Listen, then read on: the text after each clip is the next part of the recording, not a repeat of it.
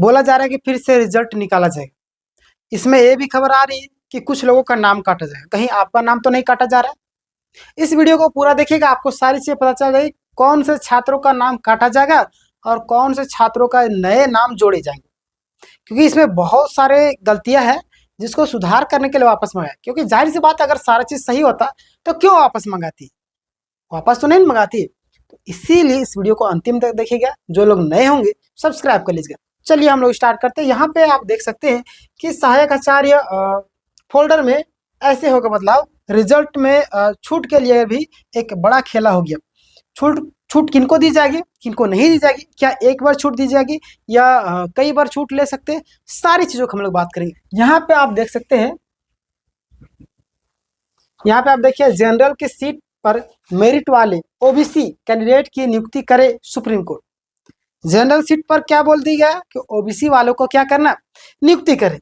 यहाँ पे मेन जो पॉइंट दिया हुआ है वो मैं आपको कुछ चीजें पढ़ के सुना देता हूँ, फिर मैं आगे बढ़ूंगा।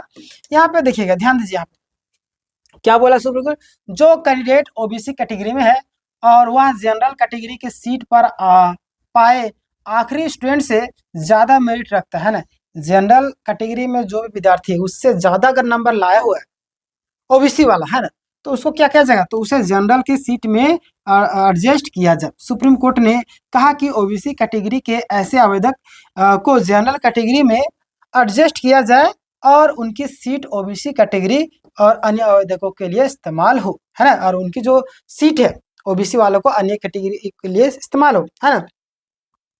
देखिएगा, सुप्रीम कोर्ट ने कहा कि अगर ओबीसी कैटेगरी के स्टूडेंट का मेरिट जनरल कैटेगरी के पात्र है तो उसकी नियुक्ति ओबीसी कैटेगरी में नहीं मानी जाएगी, है ना। यानी अगर आप ओबीसी के कैंडिडेट है, अगर आपका नंबर अच्छा आ रहा है, अच्छा खासा आ रहा है, तो आप ओबीसी के कैंडिडेट नहीं माने जाएंगे, आप जनरल में काउंट होंगे। ये सुप्रीम कोर्ट का आदेश, आप देख लीजिए। यहाँ पे आगे देखिए, यहाँ पे क्या बोल रहे हैं कि सुप्रीम कोर्ट ने ऐसे दो याचिकाकर्ताओं की अर्जी का, यानी कि अर्जी जो है उसका फैसला दिया और कहा कि इनकी सीट जनरल की मानी जाएगी और इनकी सीट ओबीसी की कैटेगरी के अन्य आवेदकों के लिए इस्तेमाल की जाए। इनके जो है जो सीट रहेगी ओबीसी का अन्य कैटेगरी के, मतलब कि अन्य ओबीसी के जो छात्र होंगे, है ना, उसके लिए इस्तेमाल किया जाएगा। अब जाहिर सी बात है कि हमारा सीट है, मान लीजिए मैं एससी हूँ, तो मैं अगर जनरल कैटेगरी का ला रहा हूँ सीट, तो जाहिर सी बात हमारा सीट खाली होगा ना। हमारा सीट जब खाली हुआ था अन्य ऐसी कैटेगरी वालों को रखा जाएगा। तो उसी तरीके से ओबीसी वाले हैं, ओबीसी के अगर जनरल कैटेगरी के ला रहे हैं तो उनको साफ साफ बोला वो जनरल में रहेंगे और अन्य किसी कम नंबर वाले ओबीसी का उस व्यक्ति के स्थान पर उनको सीट दिया जाए, ये बोला जा रहा है ना।